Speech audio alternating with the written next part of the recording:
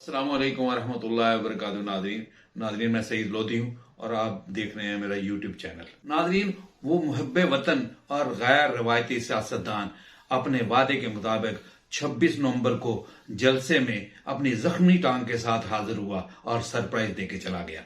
उसका सरप्राइज था जलसे के तमाम शुरका के लिए, पीडीएम की इंपोर्टेड हुकूमत के लिए। उसका सरप्राइज था जिसमें पाकिस्तान का हर बासी, चाहे उसका तल्लक किसी भी शोबे से हो, सोचने पर मजबूर हो गया कि अब क्या होगा।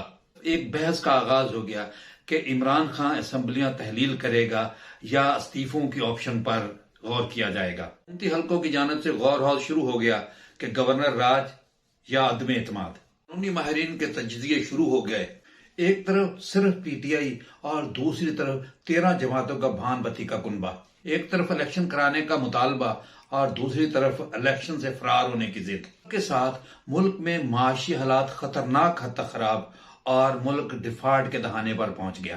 माहिर मुआशियात की आरा के मुताबिक डिफॉल्ट से बचने का सिर्फ वाहिद रास्ता मुल्क में पॉलिटिकल स्टेबिलिटी, जो सिर्फ और सिर्फ इलेक्शन से आ सकती है। जनरल इलेक्शन होने के बाद ही एक पॉलिटिकल स्टेबल गवर्नमेंट आ सकती है, जिससे अंदरूनी और बैरूनी सरमायादारों, ताजरों, बल्कि जिंदगी के हर शोबे से तल्लक रखने वाले आदमी का एतमाद हासिल होगा।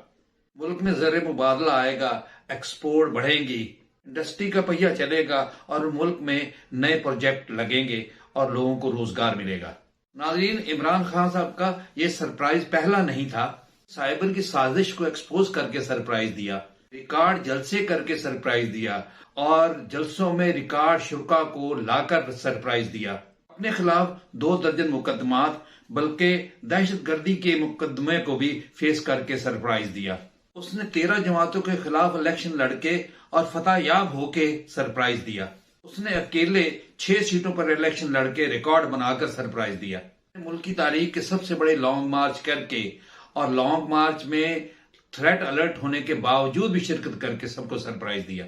उसने लॉन्ग मार्च पर अपने ऊपर कातलाना हमले होने के बावजूद अल्लाह के फजल से मोजदाना तौर पर बचकर अपने मुखालिफिन को सरप्राइज दिया।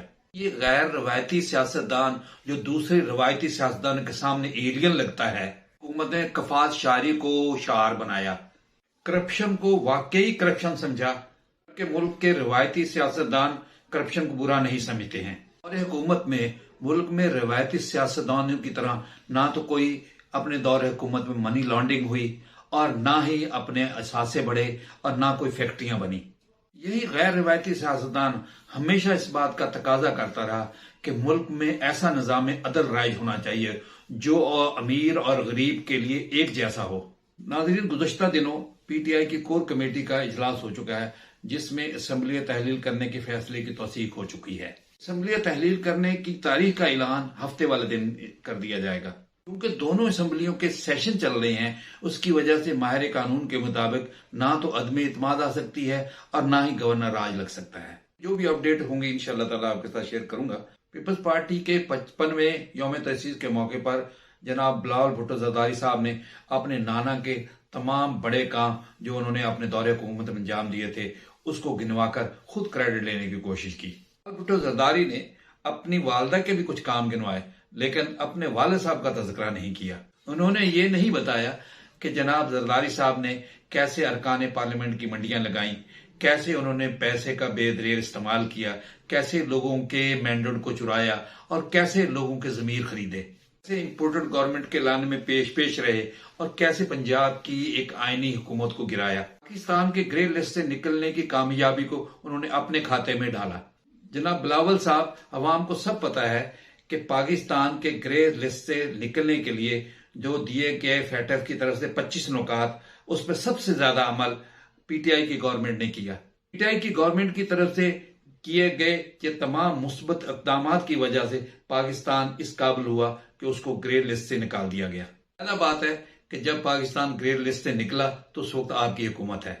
इमरान खान साहब की असम्बलियां तहलील करने के ऐलान के बाद इलेक्शन कमीशन के तर्जमान का फौरन रद्द अमल आया था। नाज़रीन, चीफ इलेक्शन कमीशन ने ज़िमनी इंतखाब के मुतल्लिक बयान जारी करने पर तर्जमान को ओहदे से हटाने की हिदायत जारी कर दी।